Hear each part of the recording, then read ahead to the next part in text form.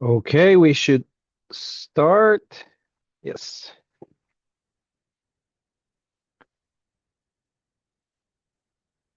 Good. Welcome to week 4, right? With a third through the course. Um, so far, again, we discussed and formalized 8 models of agents playing matching pennies. We ran and visualized simulations. We built our first 2 stand models on Tuesday. Are there questions that you still have, like doubts and stuff? I tried to answer all of the questions that appear on the question and answer document, but are there lingering doubts? Good. So for those of you who still have some doubts, for instance, about the target issue, I made an explanation on ACM, on the, sorry, on ACM, on the Q&A document. And you might read that, add additional question and stuff like that.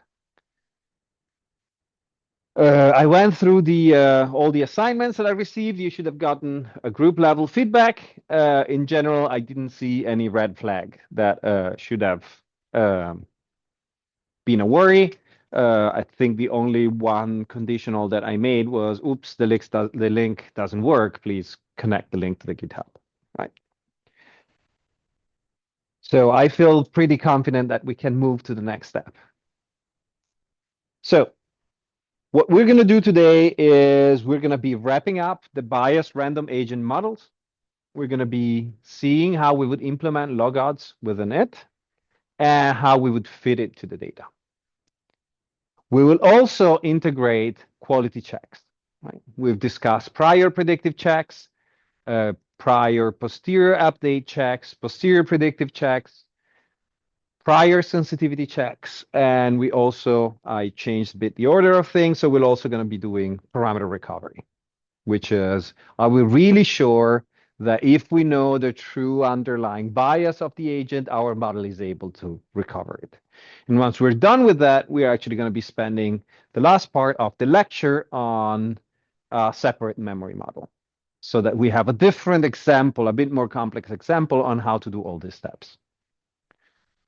This is all, again, in the service of the, for instance, assignment 2, or if you want, assignment 2 is in the service of learning this stuff, which is building your own model.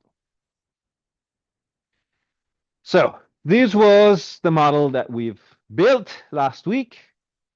We had the data, we had the parameters, we had the model, which had priors and the likelihood of the model. Do you have questions on any of those parts?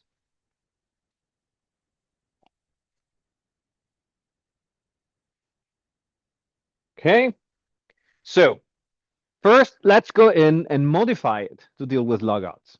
Do you remember what logodds are? Logodds are here. Logodds are a neat mathematical trick which has some history, which we don't care about in this specific context, but it has the very neat property that it allows to go from a space that is bound between 0 and 1 to a space that is bound between minus infinite and plus infinite. Which means that if we're in logodds, we can put however complicated a model we want, however complicated an equation we want, and then we can reconvert it back into the inverse of logodds, which is the probability, and that allows us to have a rate for our model. The logodds transformation is one of the many transformations that we tend to do when we do computational modeling of any kind.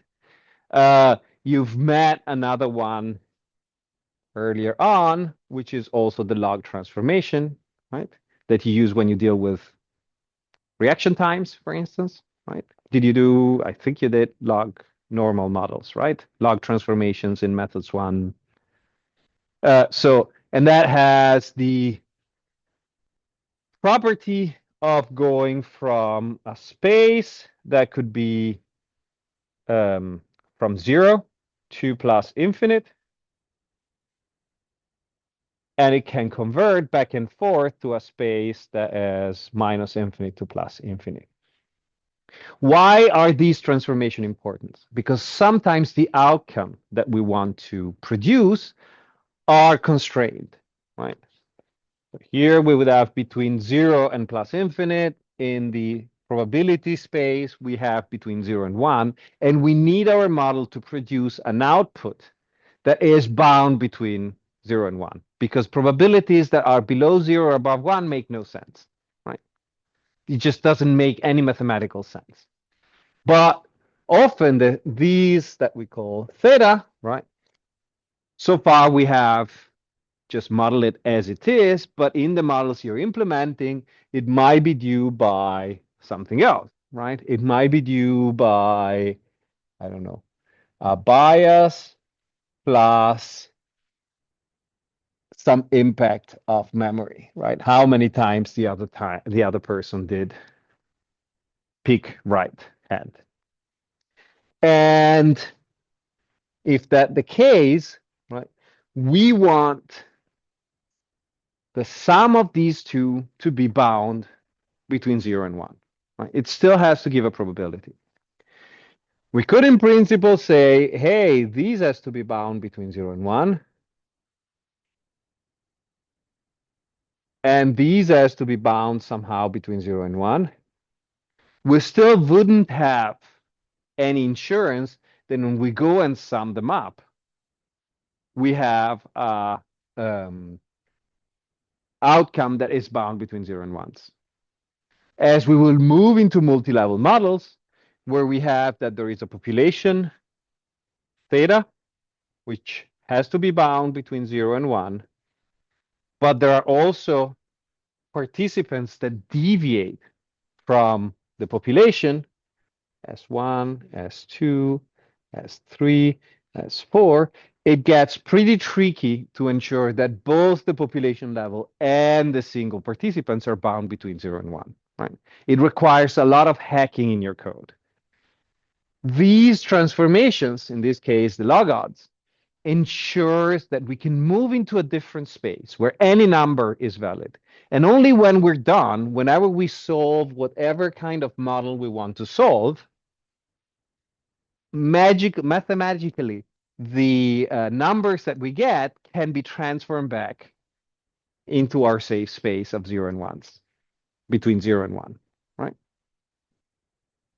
So before we even have the need to do that, let's see how we would work in logout space in this very simple model. So what we do is we've seen last time that we could have that theta could be determined. And now I'm going to write with a better color. Yes, could be determined as a beta underscore log probability density function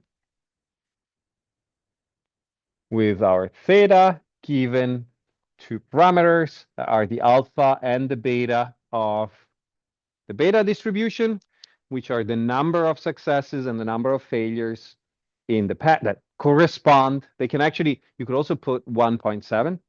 It's still, when it's an integer, it corresponds to the number of successes and failures of the model. And these gave us a number that was naturally bounded between 0 and 1, because the beta has as an outcome a probability space. Now we want to do something different and actually say, no, any number could go in there. And then we will transform back from log odds to probability. So what we do is we rather say that target is a normal distribution, which has no boundaries in itself. Log probability is still a density function because it is a continuous space, where we say that theta is given by a mean of, let's say, 0 and a standard deviation of 1. We'll showcase what these specific values do. Now it's just the syntax to change things, right? Now we have a theta that a priori can take any values. Indeed, in the parameters, we have no boundaries.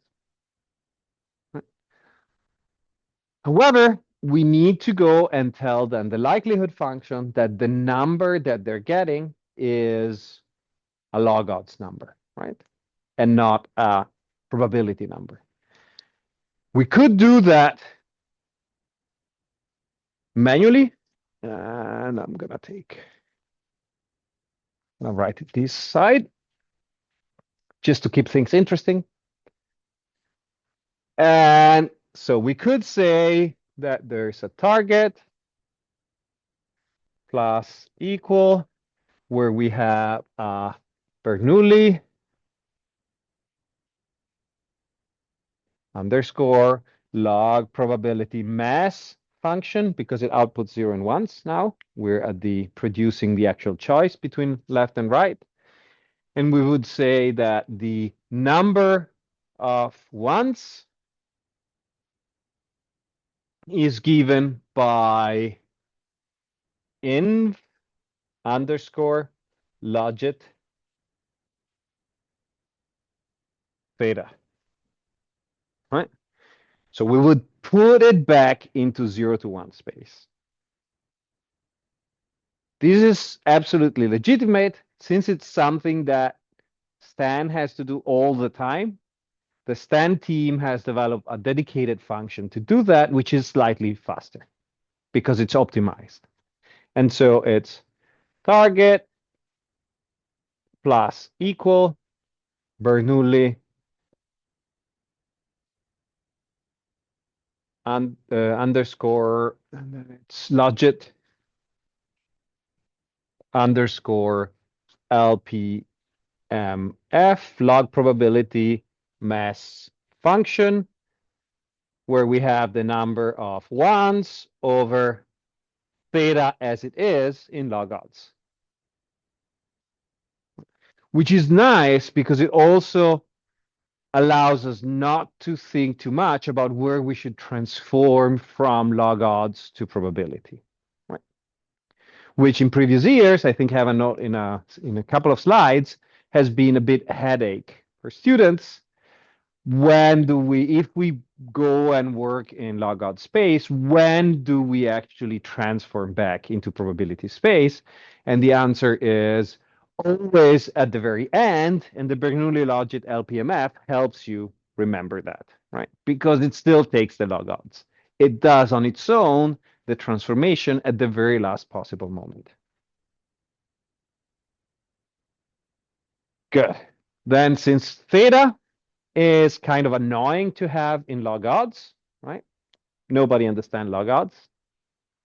They're just a mathematical, fantastic workhorse to do that sort of, to get boundaries for free, but nobody wants to have to think in log odds. So I'm anticipating something a bit.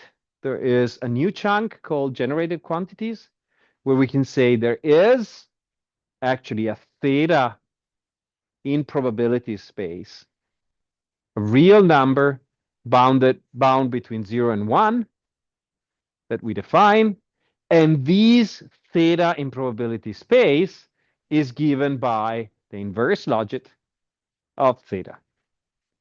Now, the small thing that sometimes confuses people is in DRMS, I think the function is called inv underscore logit underscore scaled. Instead, it's called inv underscore logit. What does this do? It means that after the model has been fed to whatever data we have, it takes the distribution of the theta parameter as inferred by the model, and it converts it into probability space so we can more quickly and more promptly visualize it. We could do it post hoc outside of a script, but these has two advantages. The first one is that it's neater, right? We keep all the things that we need in place. And then after we fitted the model, we only do the visualization in R.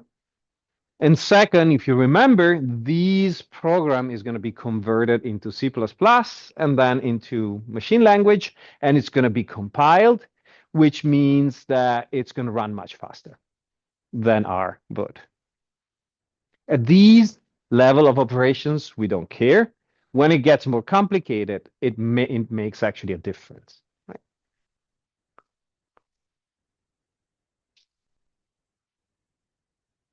Okay, that was the message.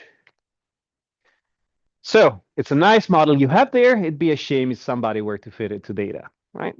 So how do we do that? That's the stuff that we completely overlooked last week. So the first thing is we need to have the data, right? I'm going to assume that you're all on par with how we generated the data. It's the simulation of an agent. I'm not going to repeat it. The way I then prepare the data is I go to my Stan model and take out the data chunk so I can see what my model wants. We've written it that it requires an integer number of trials, which is 1 or above. And then it requires a one-dimensional array or vector of length n, the number of trials. It has to have integer values, and we call it age. So how do we create that? Usually when we want to fit a model in the R world, what we do is we create a data frame, or tibble, as they like to call it these days, which has a bunch of variables, right? And each of the variables has the same amount of values, right? Sometimes these values are just repeated. Let's say we have data from this class last year and this class this year. Half of the data roughly will have a value of 2024.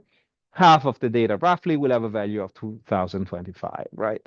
So, but that value 2024 and 2025 are repeated multiple times. But this is not what Stan is asking us. It's asking us a vector and a single number. So what we do is we can make a list. More on that in a second. We say that the data is a list that has two different elements, n and h, which are exactly the ones that we asked for in Stan. And n is equal to 120 because that's how we set up the simulation. And h is the column choice within the data frame generated by the simulation. So why are we using a list? Now we learn how to make the data frames, right? It was confusing at start, but now we got it, right? Why are we moving to something else? There's many reasons, but the main reason that is brought by the Stan developers is that lists are flexible and parsimonious. They're a more general form of data structure than the data frame. They can accommodate more different formats. And so if these number 120 had to be repeated 120 times, right, it would be a waste of computation and space, computer space. So we can actually save Stan time and our computer space by just putting things the minimum amount of time. Right? Let's say that you have 10 participants that underwent condition 1 and 10 participants who underwent condition 2, and each participant had 10,000 trials. Right? you don't need to repeat condition 1 10,000 times 10. You can just make a single vector of which condition the different participants belong to. So you would repeat 10 or 1, 1, 1, 1, 10 times, and 2, 2, 2, 2, 10 times, instead of having that humongous amount of data, right? It doesn't make a difference for the first models that we are going to be running, but as things become complex, it makes sense. Then we specify where the model is. Now I'm acting as if we're saving it somewhere, right? In the course notes, you see also how you can generate the code in R and then save it as part of the R code. And there, for reasons of compiling the course notes, it's a terrible absolute address. Then what we do is we compile the model, right? We take the Stan code and we say, please put it into C++ and then compile it. So it's a software that runs very fast when it needs to sample. And technically, what you could do is simply whatever name you want to give to your model, mod here is equal to comment stan underscore model. And then the name, the path of the file that we gave in the previous line. In this specific case, I put something a bit more complex, which is a relatively recent development in Stan, which is threading.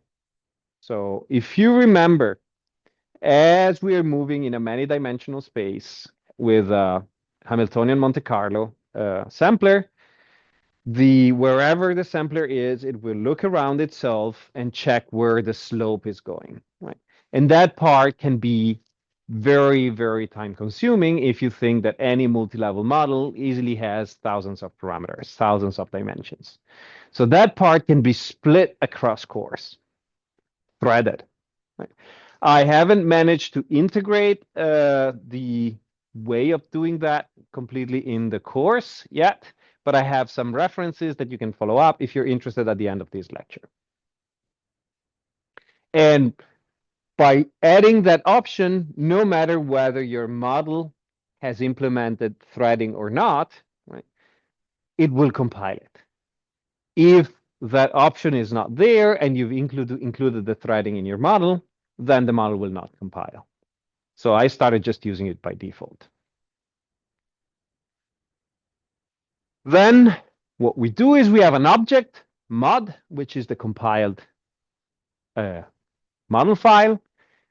And this is a quirk of the system that decided to use this object-oriented way of coding. So there is a method inside the object.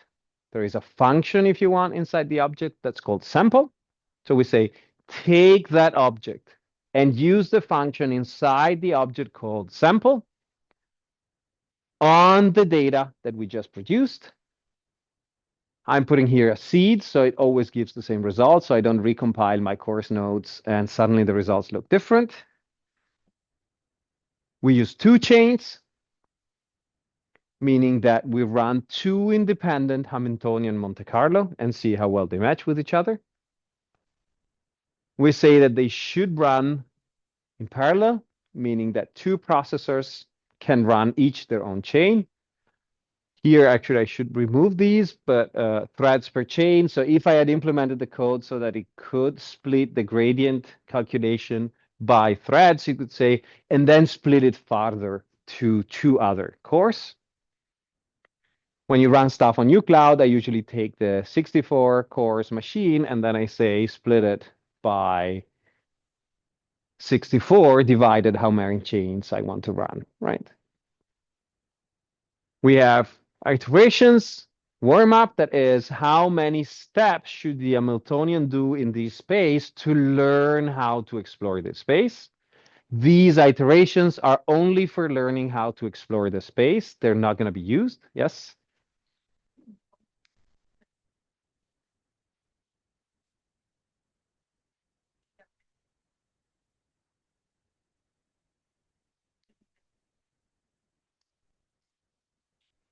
Yes. But how is randomness determined in a computer? Exactly. So you would, for instance, generate at random the initial points, right? And then you would, according to how you're looking around, there would be a probabilistic uh, chance of going in one direction or in the other, right? The steeper the slope, the more likely I am to go that way. Exactly. Yeah. And so you, to the best of my knowledge, you should get exactly the same results every time you use the same seed. Yeah. And it's a good question whether this is good reproducibility ish practice or not. Right?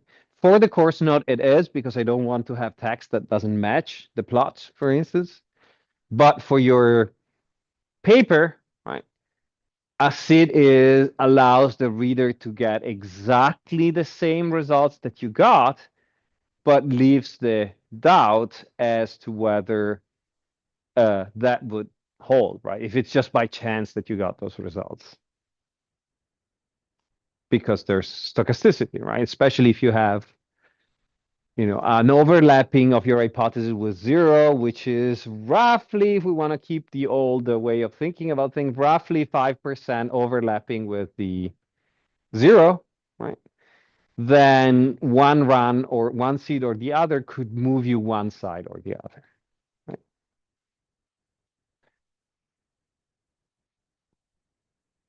So I tend not to use seeds while I run my analysis, and then only when I make a markdown or a Git book or whatever, I fix a seed so I'm actually can double check all the text and pictures.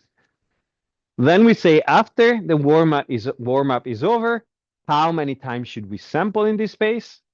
And here I say 2000, which is kind of a default. How often should you tell me that it's proceeding? Right? Since these models are super fast, I put 500, so only tell me every 500 iterations.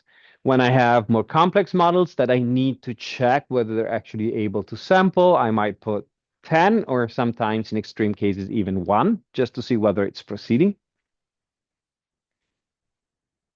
And then we have some hyper parameters. If you remember, I was telling you that in the warm-up phase, the algorithm is trying to learn how big steps it should do and how many steps it should make until it looks at where it was and says, this is the next sample. The two parameters here are, let's start with adapt delta, which is slightly easier. That's kind of a learning rate.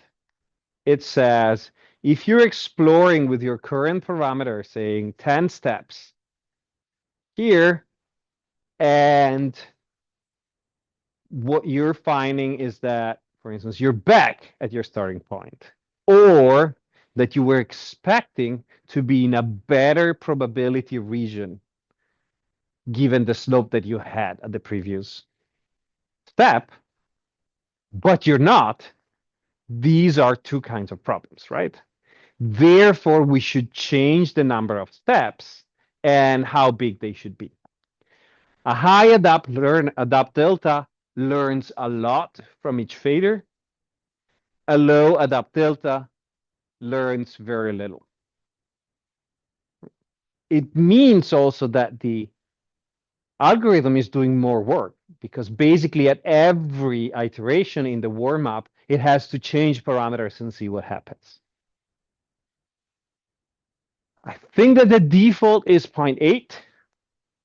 I tend to put 0.99 because even if it's a bit slower, it takes the temptation from me to, whenever I get an issue with my model, oh, I'll just increase the adapt delta. and then I spend 2 other hours waiting, and then it's still crap because it's almost never that's the issue. Right? Most often the issue is in my code or the data, right? Mostly my code. The max tree depth is what happens is that as I move, let's imagine that there's a valley, right? There's high walls around me. I go one direction and I get turned around, right? And then I might try to go this direction, but I get turned around. So I do a lot of U-turns. And that's bad because it means we're not really exploring the full posterior space. Because maybe the posterior space is, right, it has several valleys and peaks, but we just can't get out of this one and we don't get to explore the rest. So as I was telling you, the algorithm is not deterministic. It's looking around and saying, well, the biggest slope is that direction, so I'm going to be shifted, but there is a certain probability, the smaller, the steeper the slope is, that I'll keep moving forward. And I could look into the future, a few steps, and see making one choice or the other, will that lead me to a U-turn, meaning to just going back to where I came from? If I do 2 steps in the future, I see I don't do any U-turn, then I'll keep this choice, right? Otherwise, I'm going to make another probabilistic choice. The max tree depth is how many steps into the future is the algorithm going to look? And again, this is not something that will have a huge impact on your modeling, but being able to set the parameters, or at least know what they are, is an important part of building the model. Again, I tend to put by default 20 because it means the algorithm is going to be slower, but the U-turns shouldn't be an issue, or very rarely an issue. The default is 15.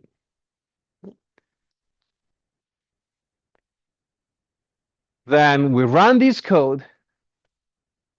It should take less than a second with these very simple models.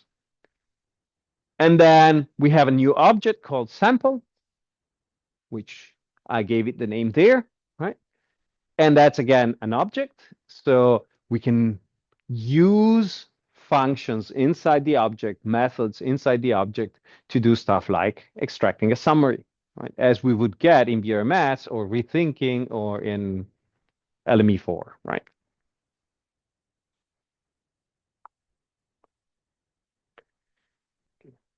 Yes, that's just a reminder that it's very bad to use absolute URLs. Okay, so we fit our first model, the one with a prior of beta, right? And we get all the variables that have been inferred. In this case, it's theta, and it's log posterior probability, which I'll get back into in a second. The theta has a mean of 0.755, median of 0.757, a very small standard deviation of 0.04, mean absolute deviation of 0.04, roughly. And then we can look at the credibility or compatibility or confidence intervals. And they're telling us that the values are between 0.69 and 0.82, roughly. We then get a bunch of things here, which I'll skip for the moment. I'll talk about them later. So what is this telling us? It's saying that looking at our data that has 120 trials and has a bias of 0.8, the model reconstructs a bias of 0.75 or 0.76 between roughly 0.7 and 0.8. Is this good?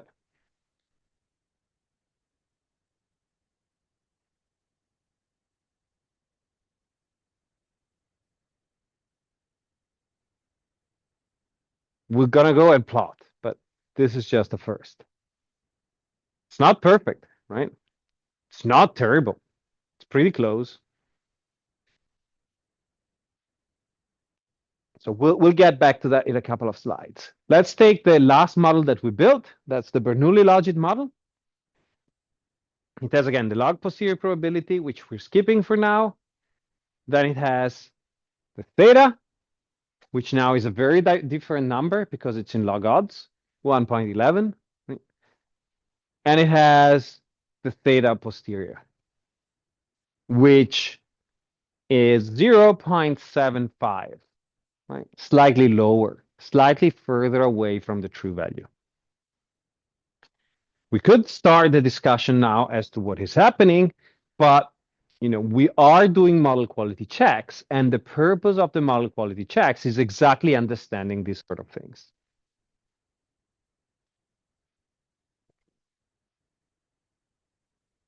So before we fit the data, there's some stuff that we want to do, right? We want to look at the priors and the prior predictions. We want to visualize the priors. Right? For instance, that would be a very broad prior with a standard deviation of 3 and a mean of 0 or something like that. We want to look at them at different scales, so not just these weird log odds, but also, for instance, what does it mean in terms of generating predictions for choices of left and right in 120 trials? Yes.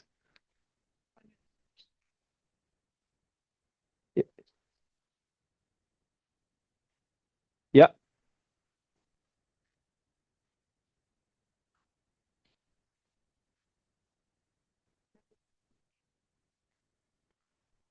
Oh, yeah. So I think as an aesthetic thing, I like to keep the model separated because, I can make sure that one model works, fit it, then work on the second model, make sure it works, and then take the third, unless there's some connection between the models, right? So for instance, a parameter in one model might be then put to work in the second model.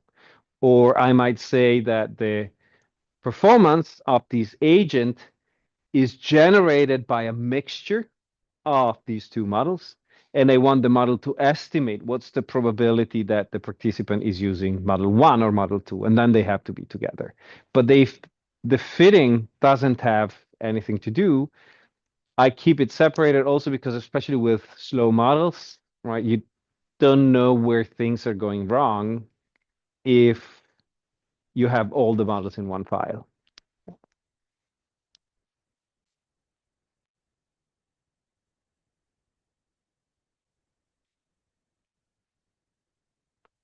Yes. So for instance, I think I'll actually take another slide to talk again about the U-shape. So the idea is that the priors combine in complex ways. So we want to visualize our predictions early. Here we have only one prior, the prior for theta. It's kind of trivial to see what it means. But for instance, when we have a multi-level model, as we will have in a few lectures, where we have a prior on the population and a prior on how much the subjects can vary, then it becomes very hard to foresee the outcome without visualizing it. And so, for instance, here we would have a theta for a population level theta, which has, it's on log odds. It has a normal distribution with a mean of 0 and a standard deviation of 1 in blue. And then we say that we don't know what the participants are going to do. We put a prior on their variability, which is starting at 0, truncated positive normal, only the positive part of a normal, with a standard deviation of 2, because we don't know. And then suddenly the model is thinking that all the participants are going to be either always picking left or always picking right. And so by visualizing, we get to see these things, but we will see them again and again. Right. So what we need is to save the priors within the model. So we don't need to generate after and create errors, potentially. We need to generate and save predictions from the prior-only model within the model, right? We need in the generated quantity say, don't feed the data to the data, just take the priors and going through the likelihood function, generate possible outcomes. While we're at that, even if I'm skipping a step, we can do that also for the fitted model, right? We can generate the predictions, just not from the prior theta, but from the actually estimated theta. And we're going to do that in one of the chunks that we had discarded before, that is the generated quantities. If data reads the external data and checks it for all the boundaries and numbers that we put in, and parameters defines the latent variable, the constructs that we are interested in inferring from the data. Model has the prior and the likelihood. Generated quantities can do the post-processing. After the model is fitted, if they're variables that are useful for our visualization, our sanity checks, our quality checks, right? We should generate it there. Right. So what we do is we can add in the chunk generated quantities a variable called theta prior. We can say that it has boundaries at 0 and 1. We can then generate the theta prior by saying inverse logit of a normal random number generator, RNG, with a mean of 0 and a standard deviation of 1, if that was our prior, right? Then we have a theta posterior, which is, we've already seen it, right? It has, again, it's a real number with boundaries at 0 and 1.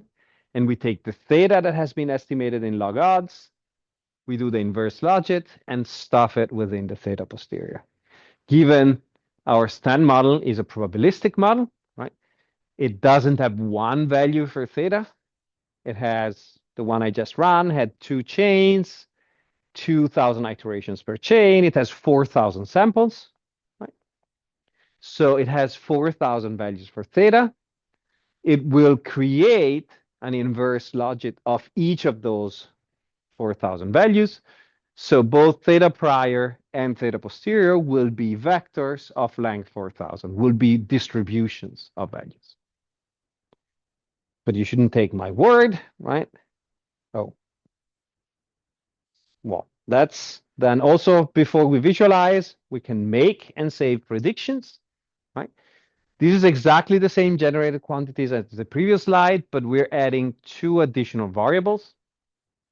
Prior predictions, which is an integer that goes between 0 and 1, either 0 or 1.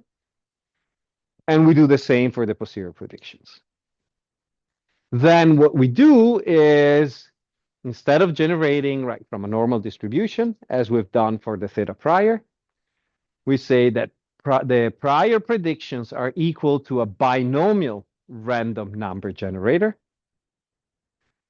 with an n of n, meaning 120 trials, if that's our case, and as a theta parameter, as a bias, as a rate, the theta prior. Yes. Yes, because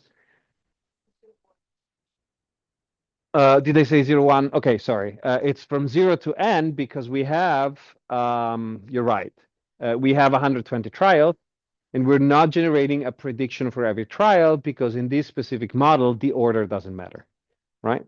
So we just save space and say generate 4,000 predictions of how many trials are once. Great, thank you.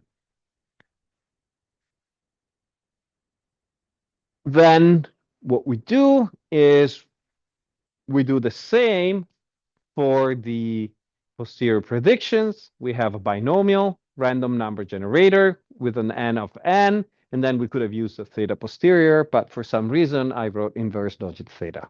Right? Probably a bad idea. It's slightly slower because we already calculated it. Right? And I'm just going to take a couple of minutes to go through the plots, and then we'll take the break. So this is how the prior predictive checks look like. We have on the x-axis how many rights out of 120. So it goes from 0 to 120. On the y-axis, we have out of those 4,000 samples, how many have a given value. And then we have a roughly normal distribution center at roughly 60, right? And decreasing at the two sides. And then just for reference, I put where the actual number of right choices was, a bit above 90, 91, I think. So we see that the model, before seeing the data, thinks that most values are probable, but that those in the middle are more probable, right? That the agent is most likely picking at random. It puts a very low probability on never a right choice coming up, and a very low probability on never a left choice coming up out of 120 trials, which kind of makes sense, right? If we don't have strong evidence for an extreme bias to start with, that's not a bad starting point. What if we used a different prior? Right. Let's say that we had a inverse logit of normal with a mean of 0 and a standard deviation of 3, right? Even more uncertain, because we didn't like that the extremes were so strongly discounted, right? I have no issues with that, but one could say, well, maybe you're putting too much information, right? What if we actually try to say the rate should be really flat? So we put a much broader prior, a much more uncertain prior in the logout space. This is what happens, right? Given that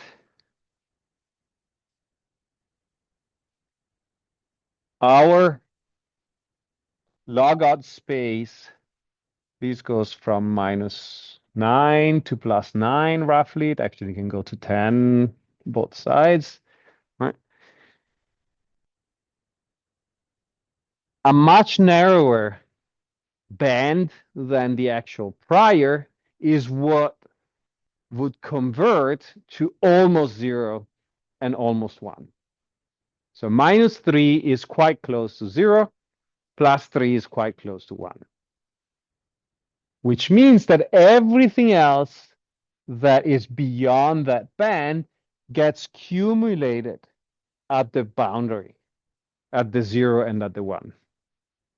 Which means that we get that all that probability density that was below -3 ends up accumulating at 0 trials with a choice of right, and all the probability density on the right accumulates on the right in the outcome, right?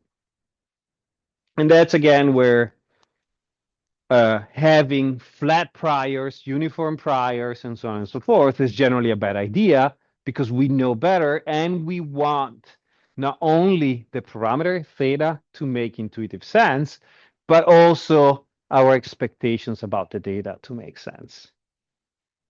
Often the expectations about the data is really the only place where we can have informed opinions, right? What the heck is a learning rate, right? What the heck is a tau? Of course, we can have some opinions, but what's a realistic one for human beings with a bipolar disorder in a depressive phase? I don't know, right? But we might have our domain experts who have some good ideas about well, actually, we should expect that pretty much every time that they get a negative feedback, they should switch, right? They should really change their value. And working on the outcome scale, it really makes it more obvious, right? Then we can do the prior posterior update check, which means we plot our prior. I tend to put it in red. We plot our posterior. I made it in blue. And I also, since here is we know the truth, I put a black band where the true value of the parameter was. And what we can see here is that the model has learned, the parameter has changed its values compared to the prior, right? That the posterior is much more confident than the prior, which is also a good thing. It has learned, it has been able to refine its expectations. We also see, as we've seen before, that we are slightly underestimating the bias or theta or rate.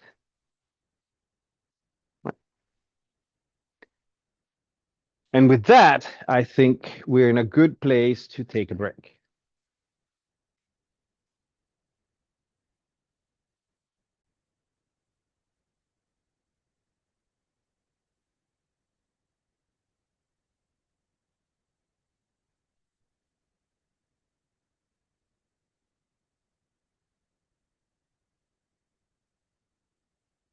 Okay. So sorry, I forgot.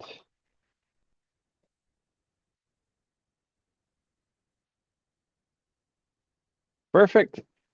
Yes. So we arrived at the prior posterior update checks, and let's just for the fun of it go to the sequence of two models, one where we put the Bernoulli model, the Bernoulli with the logit, and the Bernoulli with the logit transformed, just to see how they look different. And here you can see on the logit scale that the two priors look pretty different, that the posterior is very hard to compare because it's a different scale. It has the same shape, but is it in the same values? Who knows? So luckily, we also transformed the posterior. And now we can see that the posterior is still shaped roughly as a normal compared to the beta, which was only degrading in probability at the very last extremes. And that the posterior, we could have put them like one on top of the other, but as we've seen before, it's slightly lower here. Right? It's 751 instead of 755. So why do you think that we're not capturing the true parameter value?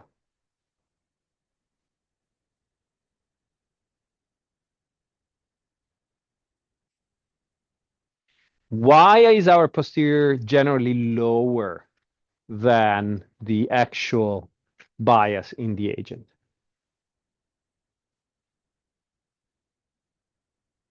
Yes. Yes.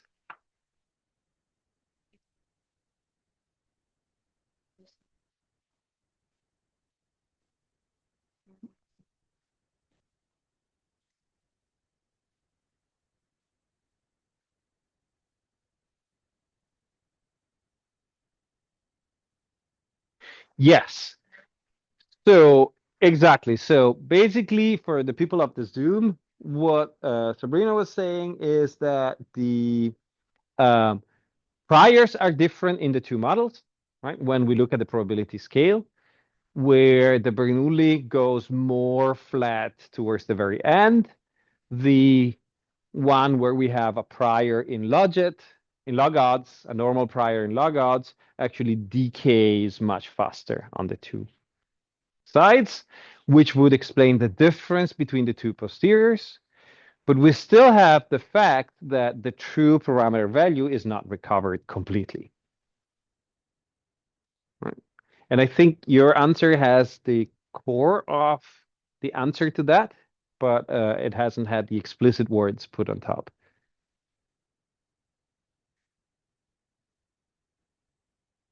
Which is we're discounting certain parts of the probability space. We're discounting the space that's closer to one, right? Basically, we are biasing our inferences towards the center, right?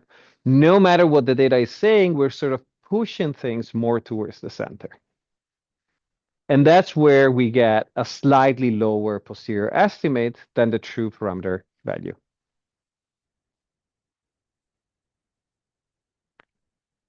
Is this a problem? Well, let's wait a couple of slides where we're actually going to start seeing, I can't remember which order it is, if the prior sensitivity or the parameter recovery, one of the two. But we're going to use both tools to actually explore those issues. Let's look at the posterior predictive checks. Right. Here, what we see is, again, in the background, the faded prior, just as a comparison. In the foreground, we see the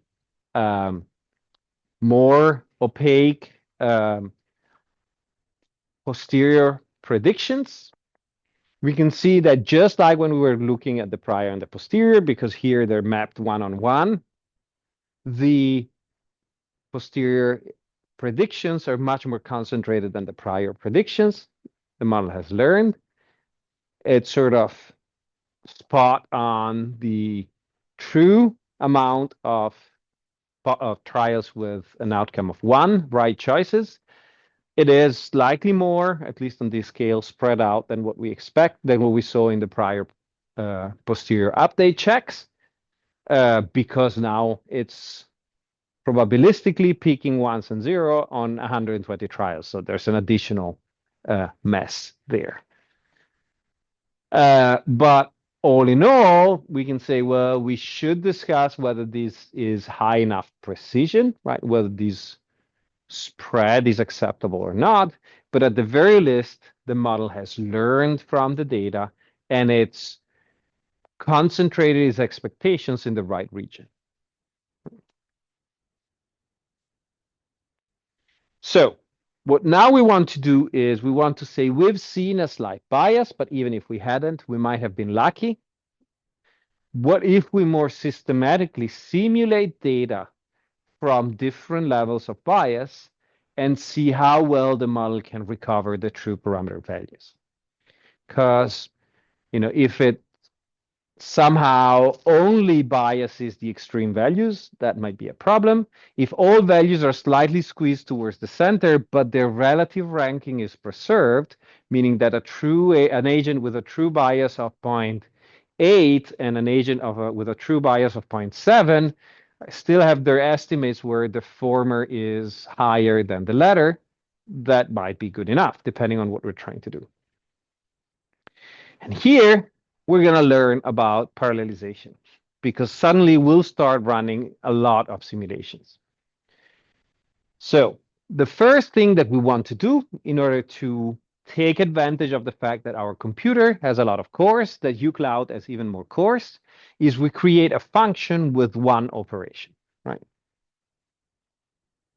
I called it sim data, simd, and fit. So simulate data and fit the model to them, which takes as a few parameters, seed, right? So I can define which seed they're using. I can also make sure, for instance, that different runs of the same function will have different seeds if I want to rerun these 100 times. Trials, which is how many trials we're talking about in this run of the experiment, let's say 120, but we could change it if we thought that our posterior predictions were too broad and we wanted them to be more narrow. Rate level, which is our level of bias, rate theta, and noise level, because it's nice to always have a bit of noise there, as the real data will always be noisy.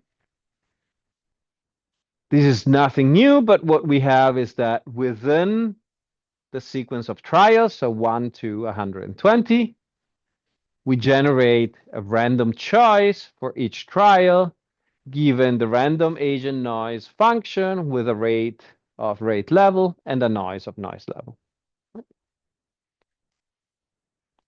We then create a TIBO with those data, right? That simulation. Trial equals sequence of trials, choice equal random choice, which is the vector we just created. Rate is, I should have written rate level. That's wrong, sorry. And noise level, because then we save with which parameters these was generated. Right. Then we create a data as a list to be fed to Stan, as we've done before. N equal 120. I could have given it trials. H equal temp choice, which we just saved. And then we fit the model, which we already compiled before this function, so we don't need to compile it every time that we run it. Right? So we take the object mod and we sample from this new data. Now we run only one chain and only one parallel chain, because that means that we can more effectively spread it out to all the cores. We have refresh equals 0, meaning that we won't have, let's say your computer has 8 cores, 8 processes trying to spit out output at the same time. We say don't refresh. Then what we do is we take the fitted samples. We use draws, which means the posterior samples. We tell Common Stan to take them and make them into a data frame of draws, and we save it into something that very creatively we can call draws data frame. Yes. So the seed should actually be here. I think I need to correct this. Yes. We have a seed inside the samples, inside the method sample of the object mod, and we should give it the seed. I'll change the slide after to fix the 2 small errors. And then we say that we want a new data set which has as the estimated bias the draws from here, specifically the column called theta posterior, and as the true underlying bias the rate level from the function, and as the true underlying noise the noise level. Right? So we can also see the impact of different levels of noise on our ability to estimate the data. And then we return that temp, because from all this simulation and model fitting, we want to have what the different models have estimated given the true rate bias theta and the true noise. So we can assess how well they've inferred. Then what we use is a very nice set of packages. I think you can actually only load fur, and you should get also future and per, but I always put all 3. You want to say that it should plan a multi-core session, a multi-session, and here you can specify how many cores. Here I put 4. Because I have the bad idea of never just running one analysis on my computer. So don't want to clog all the others. Then we have a temporary file where we have the unique rate and noise that we had in our original simulated data, the D. We can say that SID is equal to 1,000, so we only run it once. The trials are 120. And then, yeah, some renaming for making the code works better. Then we use this function that's called future process map DFR. I can remember what the R is, but the F is put the output out as a data frame because I find it more intuitive. You can spit it out as a list and so on and so forth. And then I give it the temp file, which basically has all the possible rates, all the possible noises, one SID and one level for trial. But we could actually have more. So we would have a bigger set of settings for the simulations we want to run. We give it the function that we call cmd and fit. And here we can say keep using the seed. And that runs, since the model is pretty simple, it's not going to take that long. And then what we have is a recovery data frame where we can say plot the true bias on the x-axis, the estimated bias on the y-axis, all the data points so we can see how it looks like, do a line to see what's the estimated relation is, and then given that we have different levels of noise, we can split the panels by levels of noise. Does that make sense?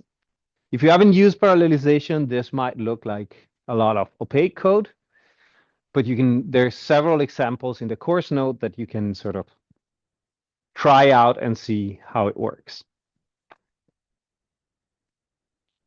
So this is what we find. Each panel is a different level of noise. 0 is the lowest level of noise, no noise. 0.5 means that half of the trials are garbage, right? On the x-axis, we see the true rate. On the y-axis, we see the whole posterior estimate for the rate. What do you see?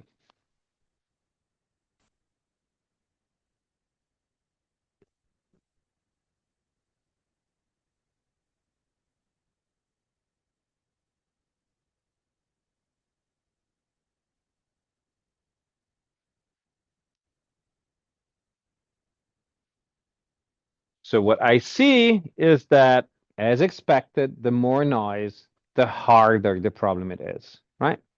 We see that with low levels of noise, there is a certain variance, which we can talk about in a second, but generally the data, the estimations lie much more on the true diagonal than they do at the high levels of noise. Another thing that I can note is that at low levels of noise, the uncertainty of the estimates depends on the true value of bias, right? When you have a very high bias, right, or a very low bias, most of the trials show only one value, which means that there are very few rate values that can generate that extreme. As we increase the noise, all the estimates are just very messy, right? Also, it means that at the extremes, given that there is noise, you won't have a big majority of, well, you still have a majority, but not an overwhelming majority of ones or zeros. We can also see that the bias that we observed, the bias in the bias, sorry, but the discounting of extreme rates happens more the more the noise is there, right? Because noise and discounting due to priors, they work in the same direction. So they emphasize each other. We can also see that even in the noisiest of the situations, some sort of ranking gets preserved, but it's very uncertain, meaning that we generally have that the mean of two successive true rates, the estimated means of two successive true rates, tend to go up. Whether that's good enough for our purposes, that depends on what we're trying to do. Right? Does this make sense? So we are trying to recover the true values, see how well the model estimates them. We can discuss the impact of noise, right? But we can also try to see, should we have just these plots, or do we want a number? Right? Are there ways of quantifying how well the parameters are recovered?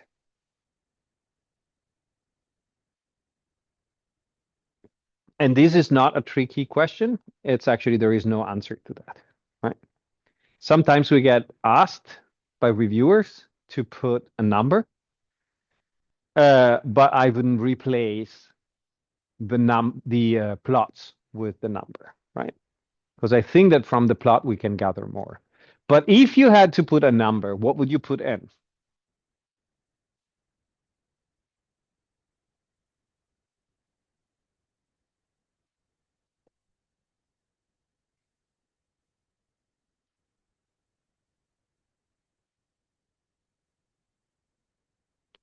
For instance, we could put a correlation value, right? So we run a correlation between each posterior sample, so posterior sample 1 for all the models that we run, and the true value. And then for posterior sample 2 and 3 and 4, and then we have a distribution of correlation values. We might also be in a situation where we don't really care about the model being precise about reconstructing the exact value, but we want that a participant with a higher bias should always be recognized as a participant with a higher bias. And there we could do a Spearman rank kind of correlation, right? These, of course, is only one participant per level of bias, right? We could have put in 10 seeds, 100 seeds, 1,000 seeds, and then we'd have a much more uncertain measure, a much more uncertain picture, and we should take that into account.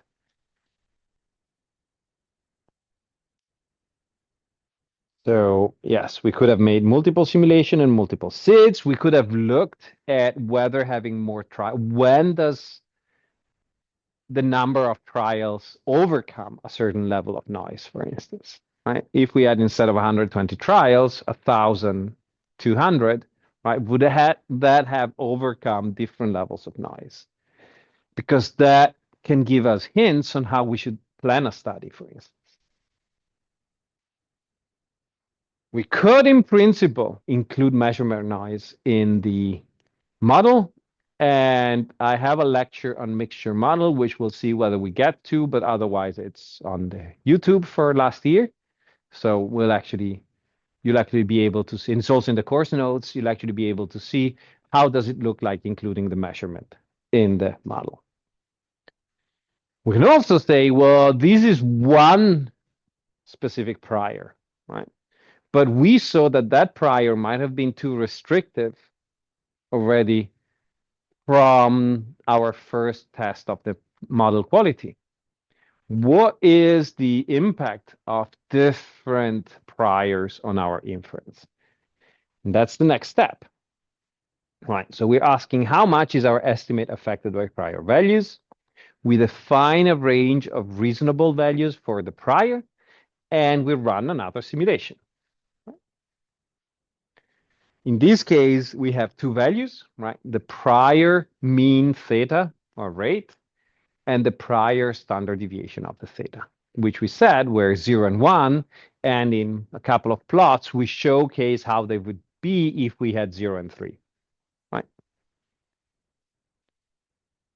So first, we want to do something slightly different in the STEN model, because we don't want to have to compile the model every time that we change the prior values.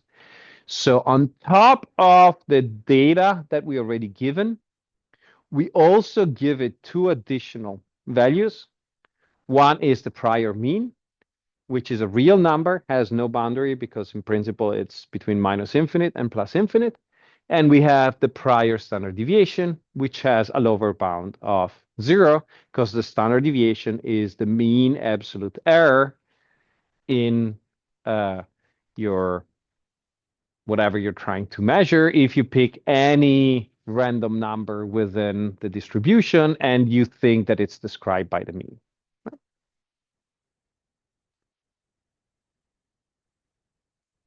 We then need to change some part of the model. And what we have is that in the prior for theta, instead of having 0 and 1, the numbers, we actually write these new variables that we just defined.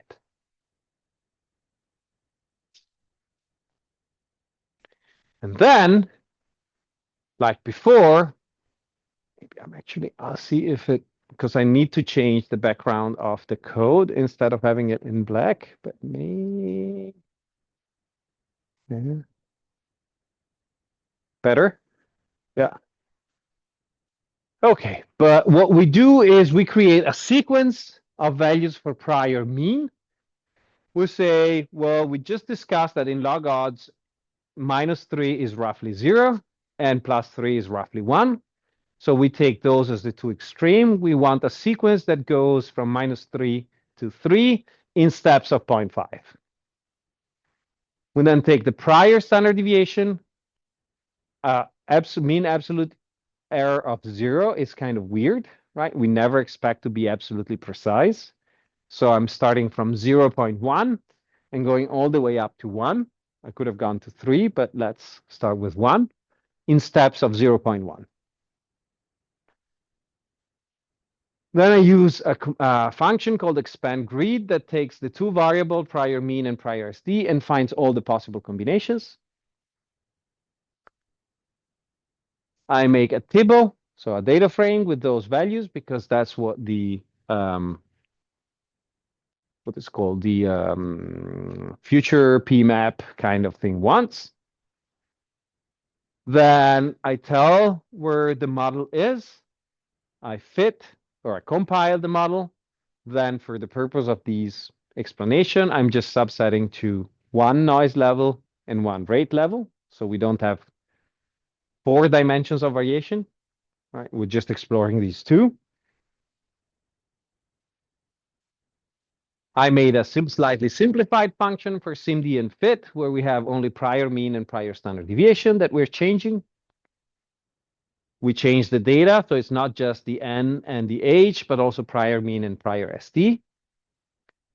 We fit the model, and then we extract the draws, the posterior samples, and we have theta prior, theta posterior, prior prediction, posterior predictions, prior mean, and prior standard deviation. So we're extracting all this additional stuff that we've created, so we can explore more in depth.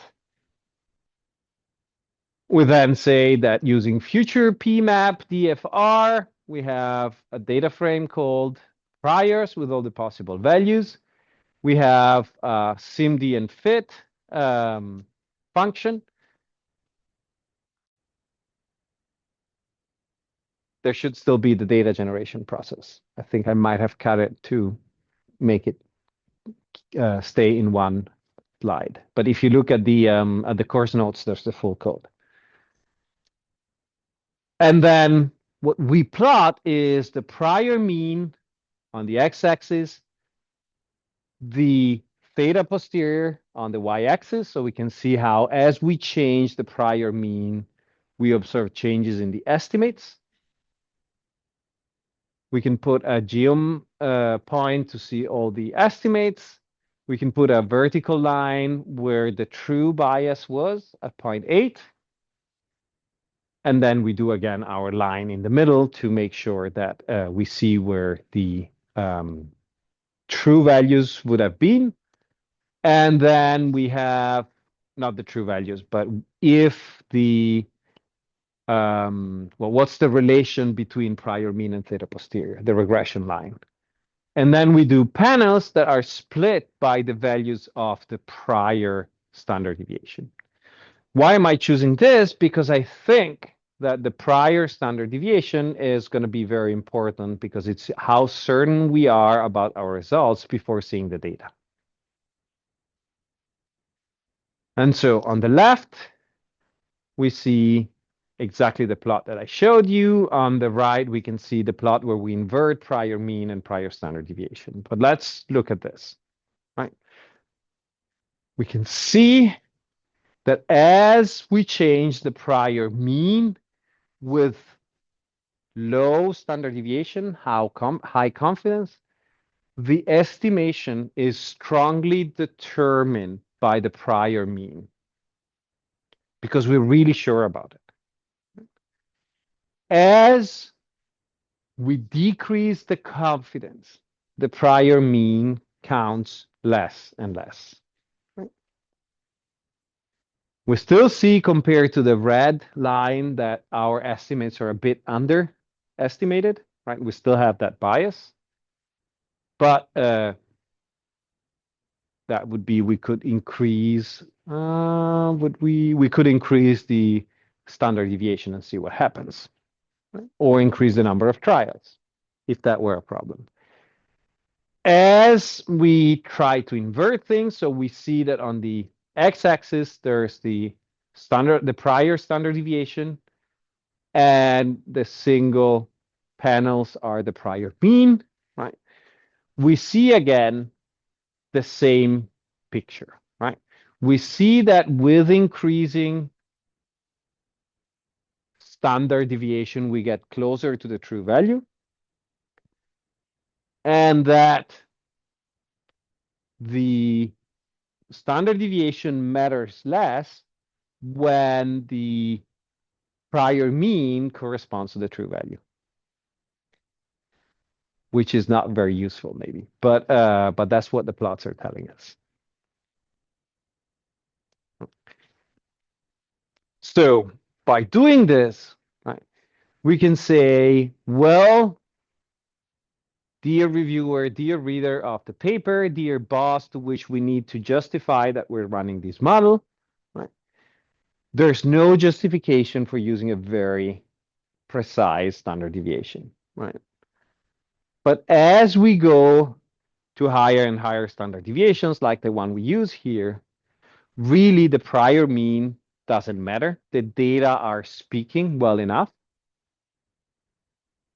And if we take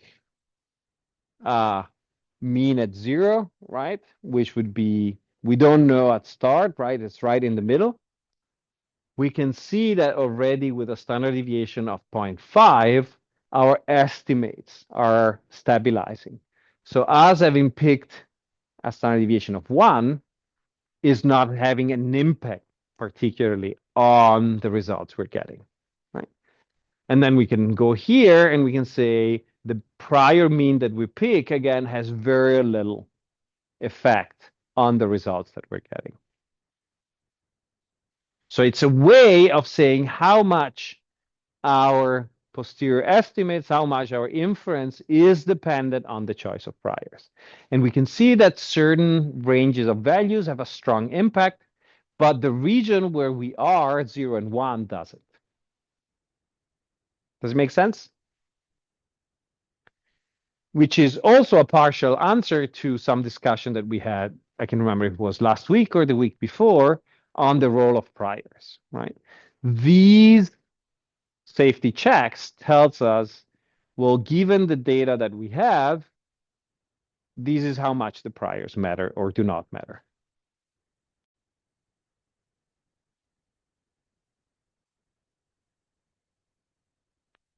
We can also put it on the outcome scales, how many trials out of 120 will have a 1, but the picture is exactly the same because in this simple model, there are some one-to-one mirroring, right? Good. Are there questions? So this stuff was all about internal validity, right? We want to know that our model, for the way that we're setting it up, does what we say, infers the bias.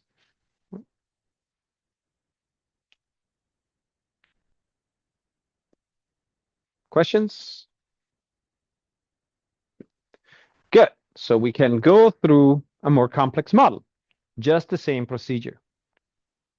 Right? We want a model that keeps memory in mind. So just for the fun of it, let's make one model that has perfect memory. Right? We say that the memory at times t plus 1 is equal to the memory it had at the previous step, updated by what just happened. Right? So we have the choice of the other minus our memory, so how the predictive error, if you want, the way in which the memory didn't fit what was happening, and then we divide these predictive error by the number of trials that we've been through, right? Because the more we go through trials, the less the current trial should affect our average, right? It's a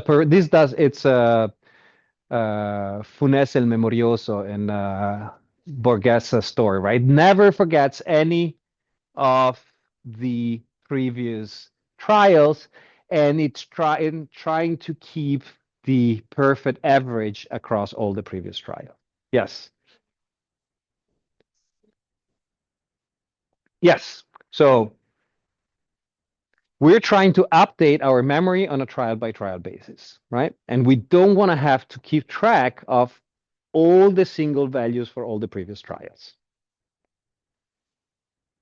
So in order to update the memory at this stage, we're taking the previous memory that we had, which is a value between 0 and 1, right? The previous average of choices that the other has made.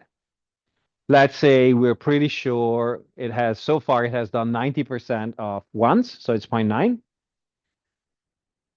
Then we need to update it according to what the other has done, right? So if the other has kept on picking 1, we should increase our memory state to get closer to 1. Right? If the other has chosen 0, we should decrease our memory state so that it gets further from 1, right? Slightly. But so that's what we're doing here. We say other minus memory is whether we should increase or decrease. Right? It's simply should we go up or should we go down? Then what we want to do is, since we need to keep this as the perfect average, the contribution that each trial is giving decreases the more trials we have, right? Because it takes a smaller proportion of the total amount of trials so far. The first one is 100%. The second one is 50%. The third one is a third, right? The fourth one is a fourth, and so on and so forth. So what we need to do is to divide it by the amount of trials that we've seen, so that the update gets smaller and smaller. Because this model assumes that the underlying rate is always the same, and therefore we're just getting small adjustments once we've seen a lot of trials. Does it make sense? Yeah. And I put a different model than the stuff we've seen before, just because it's just to show that we can use this very basic math to depict very different assumptions about the model. And to show that, right, these should remind you of another model. Right? The predictive error is something that we've seen in the reinforcement learning. Right? So this is something that is not learning with a fixed reinforcement learning rate, but it's learning in a decreasing fashion. Right? Instead of multiplying it by alpha, we're multiplying it by the proportion of history that these trials constitute. And in the course note, I actually have a bit of a rant on how all these different models relate to each other, right? On Kalman filters, reinforcement learning, Bayesian optimal updates. You can go there if you want, but it's also in the course notes. An alternative model could be a model in which we discount the past, right? Instead of discounting it, simply discounting the present simply by how little it matters compared to history, what we can do is we could say, ooh, actually, we have a parameter called forgetting. The higher the forgetting it is, the more we weight the choice of the other, the less we weight the memory. And the full model for that is also expanded in the course notes. We're not going to do it here. And that's basically equivalent to reinforcement learning, except we don't have a tau.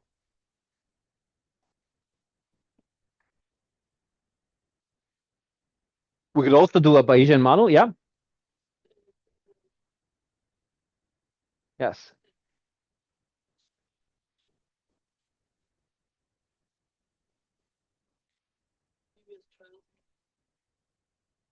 Yeah, so the first model is a perfect memory model, right? It never forgets anything to the point that it gets stuck in its memory, right? It cannot be moved anymore. The second one, it has exponential decay. It's mathematically equivalent to the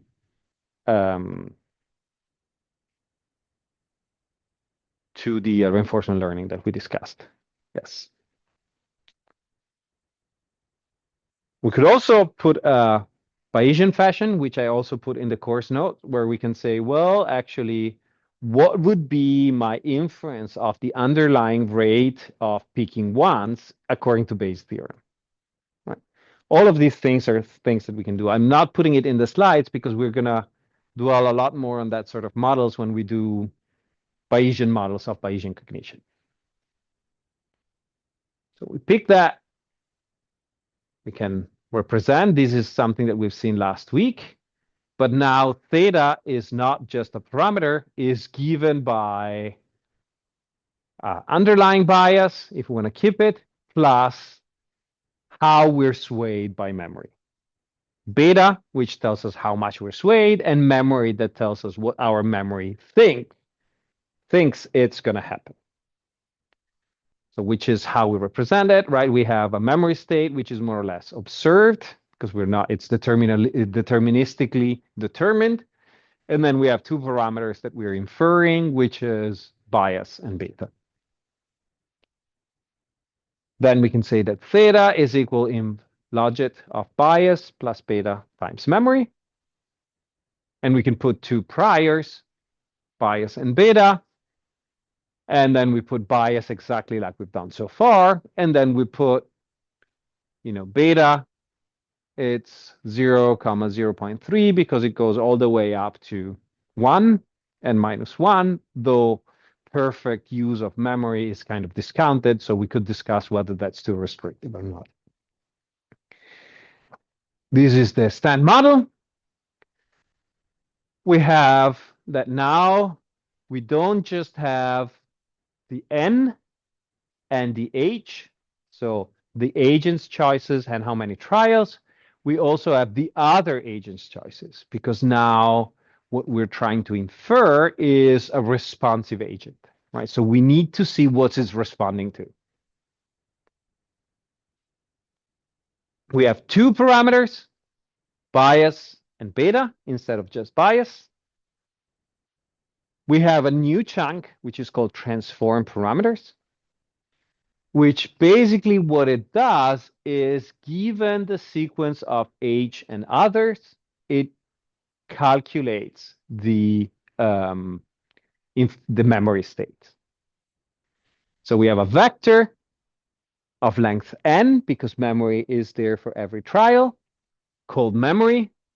We loop through each trial. We say that if the trial is the first trial, there's no memory. So memory is in the middle at 0.5.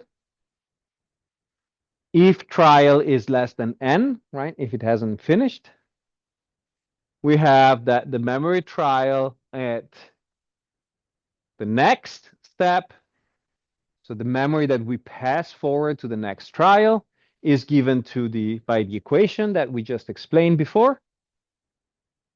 Memory time trial plus the predictive error divided where we are in the trials.